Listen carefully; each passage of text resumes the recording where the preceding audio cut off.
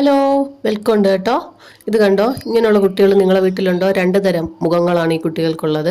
ഇതൊരു മുഖം. ഇവർ വെളിയിലിറങ്ങിയാൽ ഇങ്ങനെയാണ്.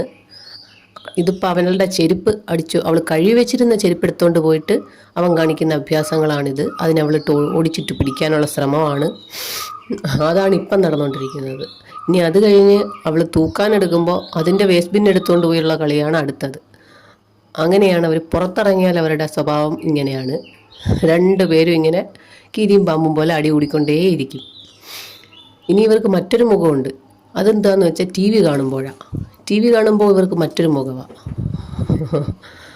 ഇത് കണ്ടോ, വള്ളം തുഴയുക. അവനെന്താ മെയിൻ ഹോബി എന്ന് ചോദിച്ചാൽ അവളെ ഇറിറ്റേറ്റ് ചെയ്യുക എന്നുള്ളതാണ് അവൻ്റെ മെയിനായ ഹോബി. എത്ര അടി കഴിഞ്ഞിട്ടും റൂമിനകത്തോട്ട് കയറിയിട്ട് ടി വി അങ്ങോട്ട് ഓൺ ചെയ്യുമ്പോൾ ഇവരെ കഴിഞ്ഞിട്ടേ ഉള്ളൂ വേറെ ആരും. എന്തൊരു സ്നേഹമാണ്. പിന്നെ ടി വി ഇടുമ്പോൾ പിന്നെ ഇവർ ഒരു ക്ഷമയുള്ള കുട്ടികളായി മാറും, അല്ലെങ്കിൽ ഒരു അമ്മ പെറ്റ മക്കളായി മാറും. അങ്ങനെ വേണം പറയാൻ.